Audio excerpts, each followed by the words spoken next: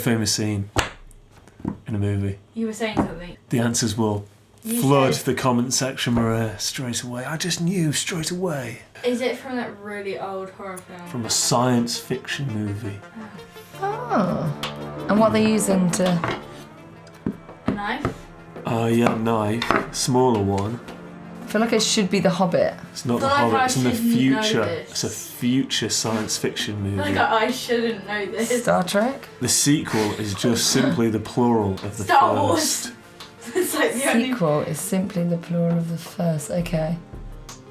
Am I gonna know this? Or can I just like... You'll have heard of the series. Is a series... Godfather? The series. It was good effort. It's quite tricky. You're gonna have to give me another clue. The subject of the movie title is non-human. Did so well, man. Is it? Bishop, hey man. Do it, Bishop. Hey, not me, man. You. Trust me.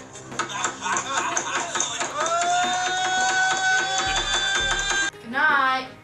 Good night. Night, Lonnie. Love you. Night, night, Lonnie. Really screeched, didn't it? I never ever want to see that film. It looks awful. When you sit down with a mum, it's just great. You just chat away, and it is just so lovely. I've made appropriate notes. To help me, guide me through it. And it also provided me with some doing actions. You peeling, me choppy, me peel, you chop. So is there only 2 of those movies? No. There is what some fans consider a slightly disappointing third. I like the third. I do love you. Yeah, I love you too, Maria. A lot. I'd be a lost little sheep if anything ever happened to you, Maria.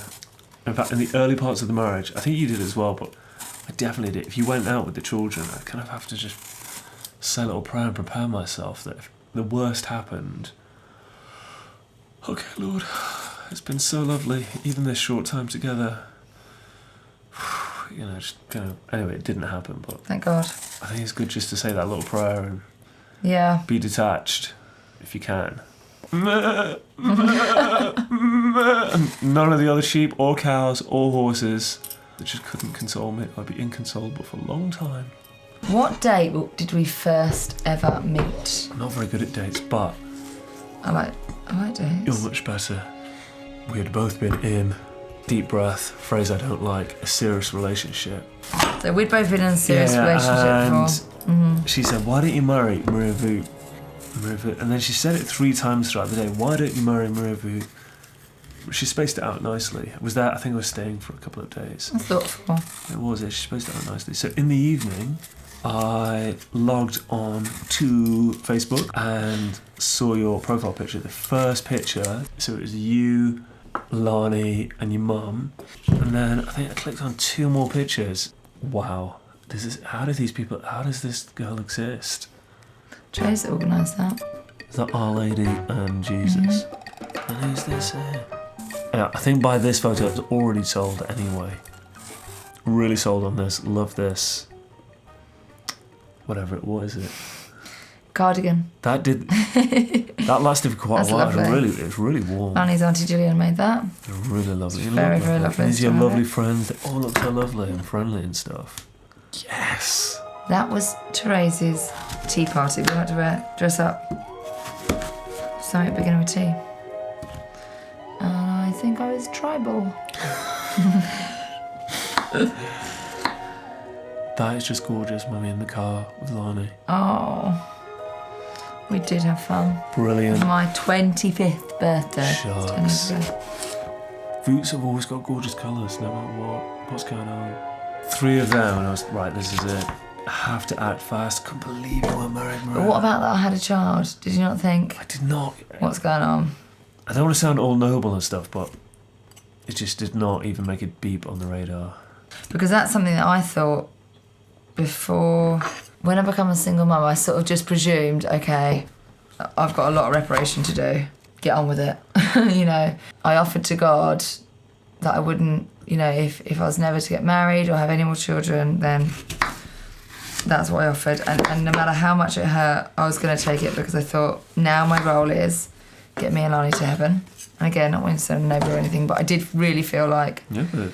And I thought, yeah, because I thought I've grown up in this town where like most of my friends that I see and talk to are not practicing Catholic. Might be cultural, but oh, I don't want this. Oh, silly me. You like your mum. You like to put the pips in to make it look more homemade. Right. Yeah, so I think I started to think maybe my sights were set too high. Like if I was going to get married, this guy had to be Catholic, had to want a big family, had to want to get married and live completely the Catholic way, no compromise. And so I think they, were maybe looking at me thinking, what planet do you live on? Like, these people don't, this man does not exist. What about you? They couldn't believe it. I was nervous that people would find out about England's greatest secret at the time. I could not believe people were queuing up to marry it. I thought, if I don't act quick, I'm going to miss out here. I was very head over heels about it, but I was quietly confident that we'd get together somewhere deep, deep, deep down. But on the kind of surface, it was, right, look, get the pen and paper out. You need to start writing quick, get it in the post quick. So why did you write? Because that's not the fastest method of communication, but... Well, I had written a letter. I was going to hire a horse, ride down the next... Well, first of all, on Lani, I know you say about reparation. My default is all men are very naughty, including me, and... Can we not make it look that homemade? They just have a lot of reparation to do, so... But I wouldn't consciously question about Lani. And also, not just all men need loads of reparation. I think they do, Maria. We were having a great time. I did. Yeah, I got that enjoy even just from the photos. A lot. You're having a great time. Then when I met you, you're having a great time. But then I did feel this void about March 2012.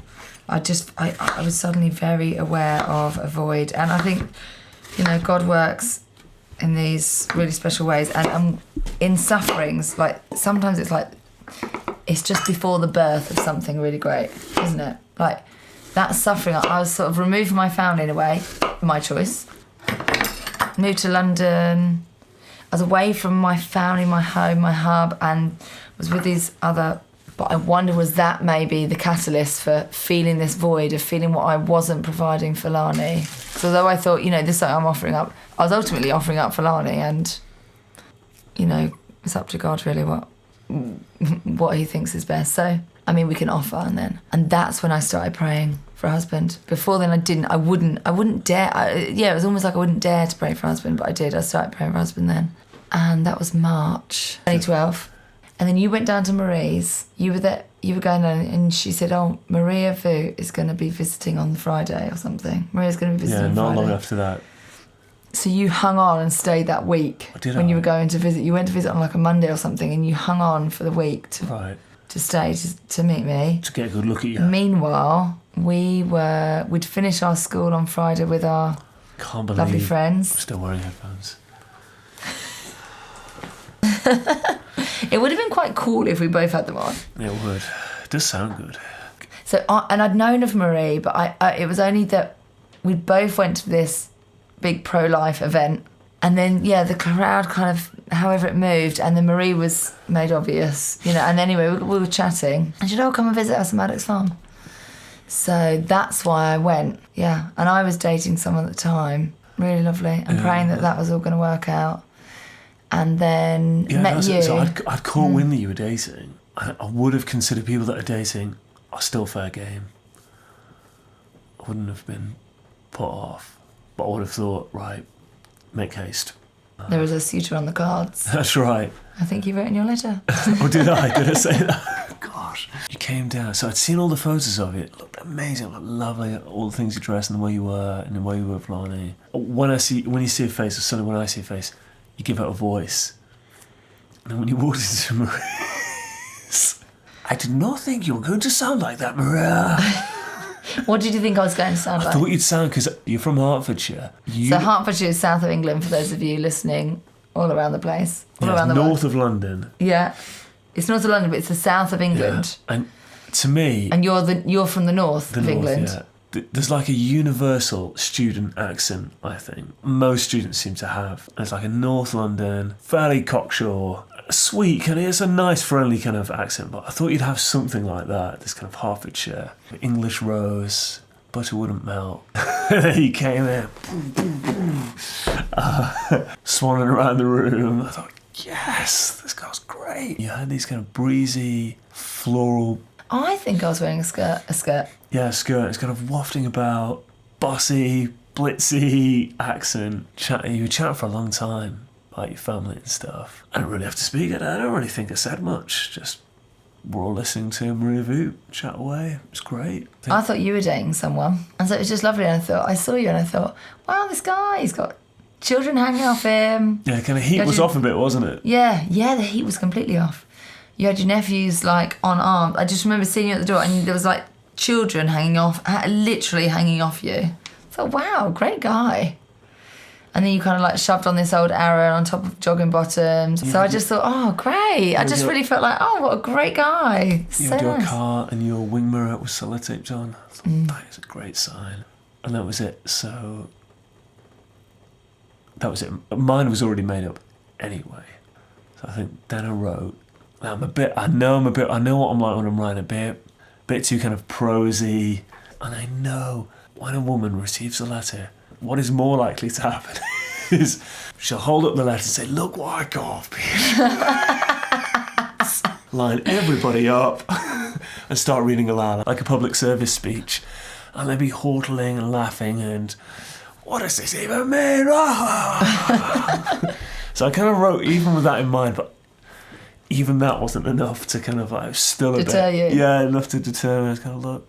So what I did hold back on though, this close to saying, look, can we just get married in the letter? I was so convinced, but I just thought that might work against me. I read it quite a lot of times to understand it. And each time I read it, it was like one of those, you know, like reading, and you read it again and again, and you sort of get something else from it each time you read it. There's a lot of, very poetic. I remember Francesco saying, your mum had no idea what it meant.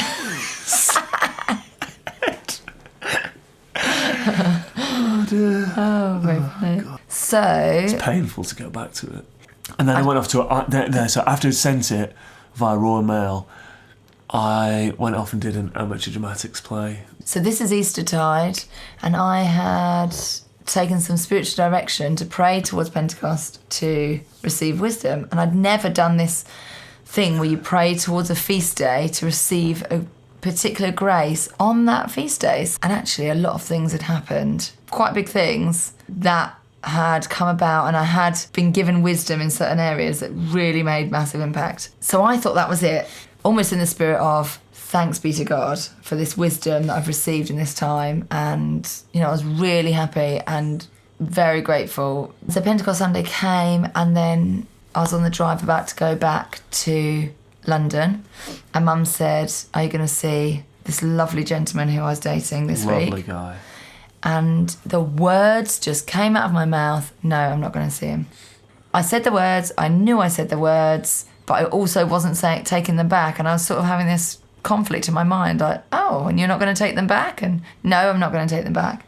Anyway, that was it. Drove back to London, we sang the rosary for about 40 minutes, me and Lani, we used to do fun things like that.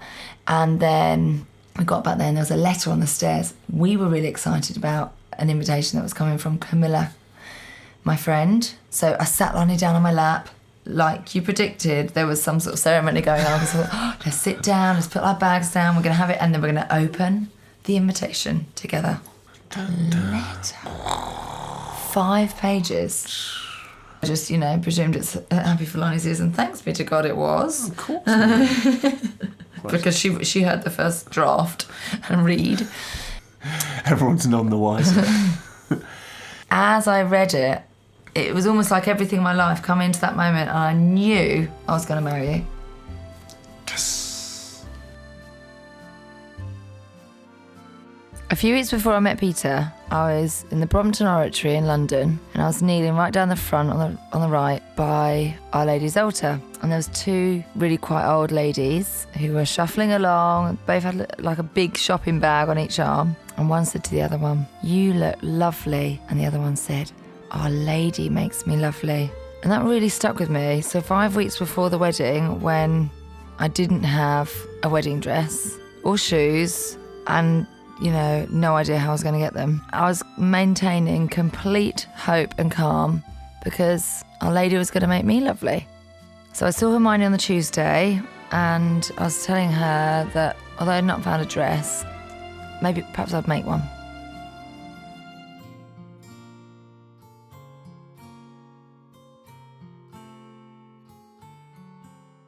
So I'd keep it simple, raw silk underdress. Maybe I could even buy the underdress part. And then I found this gorgeous hand-embellished lace, and I'd make a top section of high neck and long sleeves. On the Thursday, I went to the shops with my sister Catherine, and we went into a charity shop, and she said, "Oh, go and ask if they have wedding dresses in here." And I thought, oh, they've not got any on display. And she sort of ushered me over. So I obeyed and went to the till and said, "Have you got any wedding dresses?" And she said, "We do." So she took me through to the back room. And the first dress she pulled out was a long dress with a long underdress of raw silk and hand-embellished lace, high neck and long sleeves. I'd not even tried on a dress like this before. I just thought this could be a simple pattern that I could follow. So I tried it on, and with all the working buttons up the back, it fit perfectly. Now there was a big stain in the front, so Mum bundled it, threw it in the washing machine, and I had to sort of cut a bit of a panel out of it. But there we go.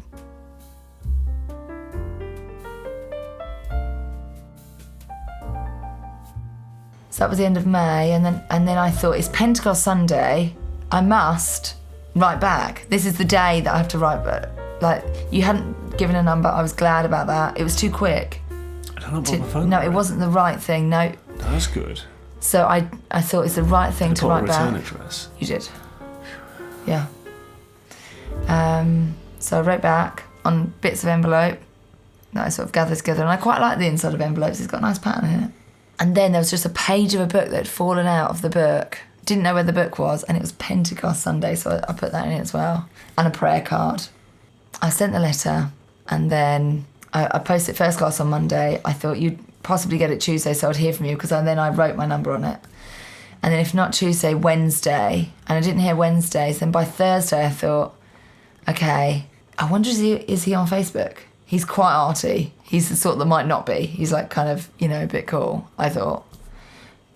I still think. Oh, thanks, man.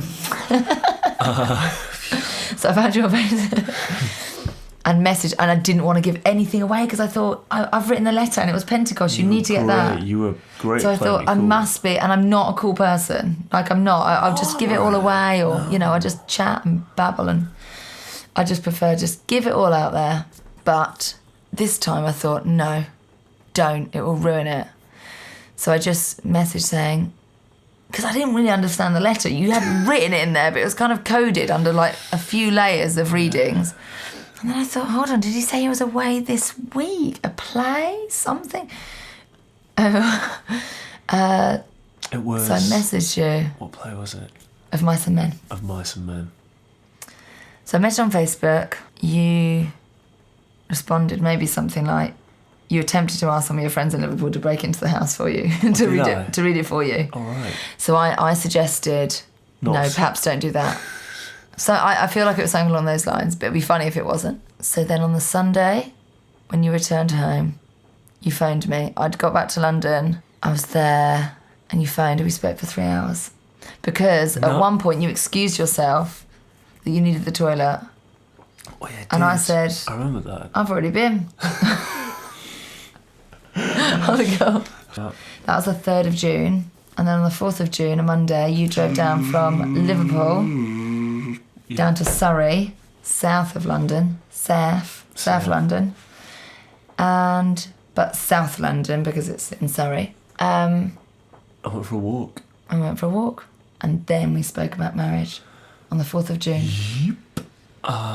You did chat on for ages about your personal situation. I suppose I felt like that was like... You're just getting out, you kind of... The loved your boots that you had. The baggage I was carrying, the weight that I was carrying with me, in a way. Yeah. I just thought you were the best. Well, it was a long walk as well. We chatted about a common experience for lots of Catholics at the time, John Prigmore. The John Prigmore experience. I remember chatting about that. Goose with golden eggs. One of his great stories, the eagle. What is it? Knuckly duckling or something. Yeah, there's a few of them, all classics. We did chat about his marriage at the end, and it wasn't a noose around my neck. Oh, like, how am I going to broach this? I just thought, right, let's chat about marriage. I think it was obvious that next month or the month after, I was like, what is the nearest date we could get married? And But there was a little process that had to be done before then. I know, Maria. I've still not been into your dad's room since. In my mind's eye, it's an enormous 10 metre by 10 metre room with a swivel chair at the far end. Met you back to Liverpool, and it was just back in 2 each week, wasn't it? Every weekend you drove down. There wasn't like this like fair thing that I should go up there at some point. I never went up. No. The first time I met your mum and dad properly, because we always knew Mary Jones. Yeah. Fabulous lady.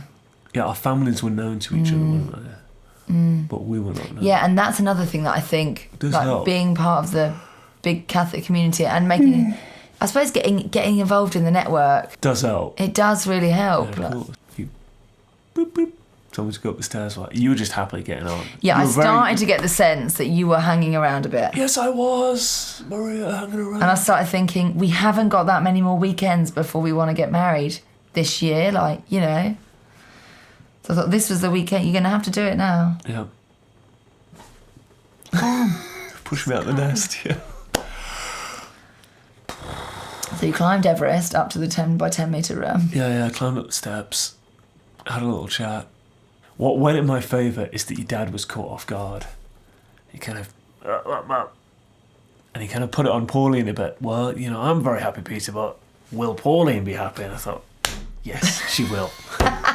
My mum's Irish Catholic, and I like potatoes, and Pauline likes dishing them up. Done deal. Great video of your mum last week. Oh, yeah. So lovely. It's no coincidence that your mum talked about having one fire to heat the house, and then the boiler packs in the day later. And we Started had wishing for those other families to move in with us, so it might have been a bit warmer. and we had to. The plumber wasn't available till today. This is a day early. Actually, it came a day early. So from the beginning of the week to the end of the week. Yeah, on the coldest week of the year. Now, British, it might be said for an American audience. Americans get like real cold temperatures. Yeah, but different Americans. Yeah, Some different Americans are getting the heat the whole time. But British people get quite cold and quite hot. But somehow for British people, quite hot is incredibly hot. Anyway, we've hit a low of -8 this week, and that's shocking for us. As for Ask my dad. ask your dad for your hand in marriage. He said yes. Very happy, huge relief. The most tense. There's not been a more tense moment, apart from Rupert's birth and the arrival of my wedding shoes on my wedding day, than asking for your hand in marriage. They're top three. And the following week, we went for a walk in a To- forest on a hill. There's a place called Sharp and Handclappers, which is really gorgeous. We tried to go up there today, but it's so cold. Oh my gosh. I was worried for the baby's eyes. The membrane on her eyes froze. So cold. So we didn't make it too far. But look, we'll get up there other years, other times. Hopefully the child will still be going next year. Quite high up, isn't it? And it was... And it's not often you see a forest on top of a hill. Yeah, it's forest on top of a hill. It's National Trust. It is a special Yeah, place. it is a really special place. You get a good view around as well. Yeah, it's kind of like a place like Robin Hood might live. The sunbeams through the trees and gorgeous panoramic view. And we got married on a lovely, very cold November the 10th, 10, 11, 12. I want to hear known knowns, known unknowns, and unknown unknowns. I do a lot. It's very, very So helpful. my wedding speech. Oh, I liked your wedding speech a lot. That was probably Oh yeah, that's the after other. marrying you. But that was one of the big highlights of the day. You can't relax until you've done your speech. I wouldn't say I was super nervous, but you couldn't kind of fully breathe out until you've done it. Anyway, I liked I think it was some American... Roosevelt or something. Donald Rumsfeld, I think that's how you say it. And I think he was quoting some French philosopher, but he did a great job of it in some speeches. He was talking about the weapons in Iraq, the so-called weapons in Iraq. I said that are known knowns. There are things we know, and there are things we know we don't know. No, because there's no knowns, known unknowns, and unknown unknowns. You can't not know something you're going to know. So it's just the positives, positive, negative, and then the negatives. You should have done the speech, not me. Anyway, somehow I did that speech. I'm getting tongue twisted now, but I don't think I did on the day. There's no knowns.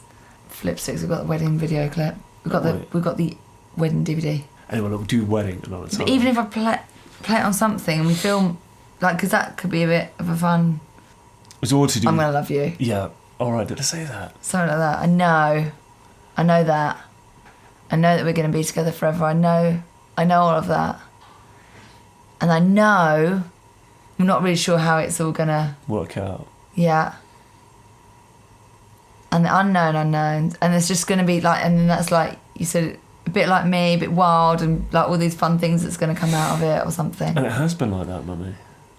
It's been the best. I do often think about that speech, you know. Good, Mummy. Yeah, it has been. Just to say about the bad rap marriage gets, that is just not true. But what I like, what you'd done was sort of, I went into getting married like, wow, someone wants to marry me. Wow. I felt that too. Couldn't really believe I was that. Very happy. That was a huge delight. And I think in that little things would come out, like you'd say, I think it's good for us to have like this sort of suffering bit at the beginning. Like, not that it between us, because that was just tough at the start. So fun. Between us was just all like, and I still feel like we live off the like adrenaline 100% of meeting. I still feel like we're still living off. I'm still on the crest of that wave. Yeah. No question. We made a commitment to each other first, so our marriage, like in a way, our marriage comes before the children. So that's our first commitment. And that we have to look after ourselves to look after the children. And even, Lani coming into it, obviously, there's some challenges with that. But still, it works, doesn't it? If we look after ourselves, if we look after our marriage, if we tend to it and nurture it, then that serves the children. Not like losing our lives for the children and then we lose each other sort of thing. Yeah. Not into that at all. Yeah. And I remember you saying, happy mummy is a happy family. Yeah. And I sort of pondered that for a while. I was really impressed you'd said it. I thought, wow, well, I'm obviously up for that, but can be any other way. Is that true? And I spoke to a lovely mum. She had 7 children, and she was saying, I said, what would be the one piece of advice? And it stuck out to me because I thought, you said the same thing. And she said, happy mummy. When mum's happy, the family's happy. Happy. It's not like you don't want it like fawning husband just rolling over doing whatever mummy wants. Not like that. It's not really been like that at all. Although I always thought you were much braver than me at the start. Just going into the bathroom, if I was there and doing so, to me it was like, oh my golly. There was no at first I'd be shutting the door. I don't know if I'd lock it. Maybe I would lock it. But since if I didn't lock it, you would just walk in and start doing anything. And I thought, wow, I do not have that level of bravery. But I will look, second nature now, but you were just way ahead of me on stuff like that. Just tiny stuff that I wouldn't have even thought about before I got married or until you come into the bathroom and there it is. Right before me. We got married and then we went to quite a few weddings and you read, I think, at most of them. And because I'd often be doing photos, I'd be quite near the front, I got to see it. I was like, gosh, you've got so much majesty. You had your gorgeous, quite big hair, lovely posture. I was like, you are like a queen, Mummy.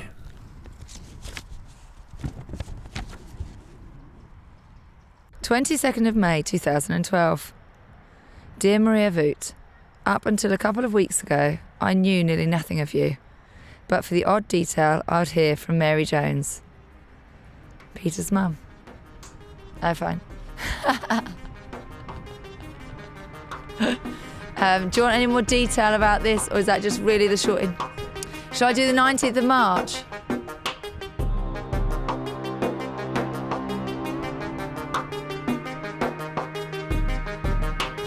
please, should you be concerned at sparing my feelings, do not. I'm an Irish man, and the firstborn male of an Irish Catholic mother called Mary. Mary Jones ironed out all that a long time ago. I hope to hear from you soon. Peter Jones.